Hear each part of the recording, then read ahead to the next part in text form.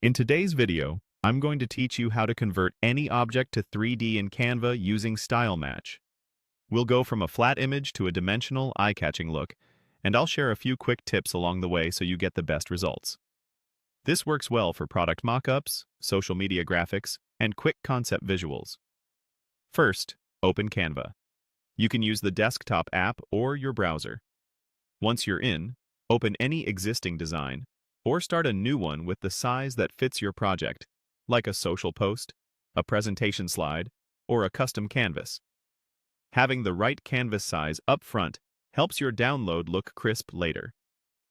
On the left sidebar, click Elements. This is where you can find graphics, shapes, and photos. Add the object you want to convert to 3D. You can search for an icon, drag in a photo, or place a simple shape. Try to choose an object with clear edges. It tends to translate better into a 3D style. With the object selected, look at the top menu and click Style Match.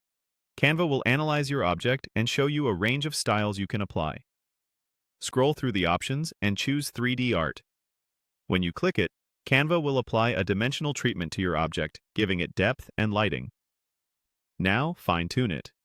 Use the corner handles to adjust the size, the rotate handle to change the angle, and drag to reposition the object on your canvas.